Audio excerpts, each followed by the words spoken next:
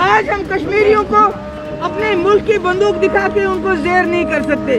Kashmiri surrender करने वाला नहीं है ऐसे।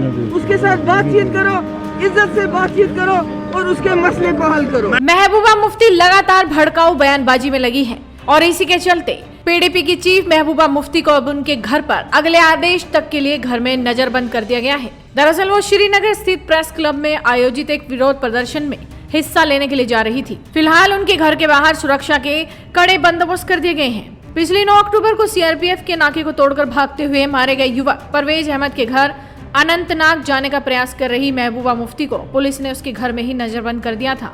मीडिया रिपोर्ट्स के मुताबिक घाटी में बढ़ती आतंकी घटनाएं और सुरक्षा बल के ताबड़तोड़ एनकाउंटर के बीच प्रशासन ने बड़ा फैसला लिया है। इसके अलावा एनकाउंटर में कई आतंकियों का सफाया किया गया था। तब महबूबा मुफ्ती ने कह दिया था कि ये कोई नहीं जानता कि घाटी में आतंकियों को मारा भी जा रहा है या नहीं। उन्होंने दावा कर दिया था कि एनकाउंटर में 3 नागरिकों को मार दिया गया था। वैसे महबूबा मुफ्ती ने अपने जम्मू स्थित कार्यालय में एक रैली को भी संबोधित किया था। वहां पर उन्होंने अपना विरोध प्रदर्शन भी किया। उनके उस कार्यक्रम के दौरान कार्यकर्ताओं ने जोर जोर से नारे लगाए थे कि कश्मीरियों का कत्लेआम बंद करो।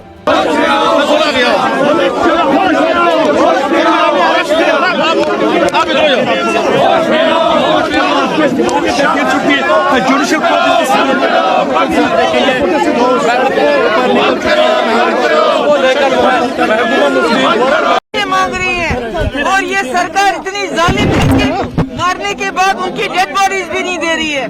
तो हम यही कहते हैं कि ये सिलसिला नहीं चलेगा।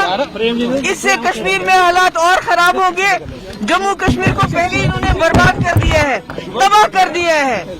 एक स्टेट स्पेशल स्टेट से यूनियन टेरिटरी बना दिया है और अब मिलिटेंसी को डील करने के बहाने सिविलियंस का कत्लो गारत कर रहे हैं। इससे पहले सोमो ड्राइवर अनंतनाग में उसको मार दिया, उसके बाद जैनबपोरा में मार दिया शाहिद को, और कल एनकाउंटर में हमें नहीं मालूम कि वहाँ कोई मिलिटेंट मरा कि नहीं, मगर हमें ये मालूम है जो 3 सिविलियन मारे गए उनके घर वाले कहते हैं वो बिल्कुल बेकसूर थे।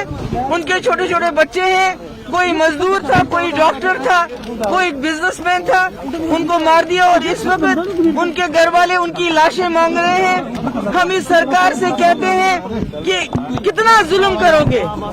खुद महबूबा भी इन नारों का समर्थन कर रही थी और केंद्र पर कई गंभीर आरोप लगा रही थी। इससे पहले भी पीडीपी प्रमुख विवादों में थी जब उन्होंने उन कश्मीरियों का समर्थन कर दिया था जिन्होंने T20 वर्ल्ड कप में पाकिस्तान की जीत पर जश्न मनाया था। अब उन्हीं विवादित बयानों के बीच ये एक्शन लिया गया है और जम्मू कश्मीर के उपराज्यपाल मनोज सिन्हा ने भी बड़ा संदेश दे दिया है।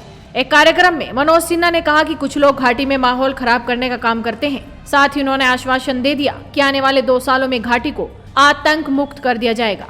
कानून व्यवस्था को लेकर के एक निश्चित रूप से कई लोगों को चिंता रहती है।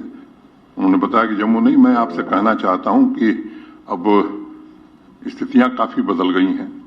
कुछ लोग कोशिश कर रहे हैं, लेकिन हम आपको भरोसा देना चाहते हैं कि 2 वर्ष बाद जम्मू कश्मीर में आतंकवाद कहीं देखने को नहीं मिलेगा। इस दिशा में भारत सरकार काम कर रही है।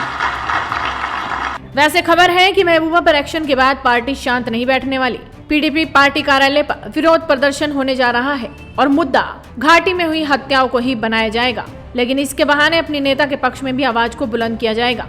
देखना होगा कि कश्मीर में आतंकियों की सफाई के बीच इस तरह की राष्ट्र विरोधी हरकतें आखिर कब तक चलती हैं। तो आप भी इस वीडियो को शेयर कीजिए और जुड़े रहिए हेडलाइंस इंडिया के साथ।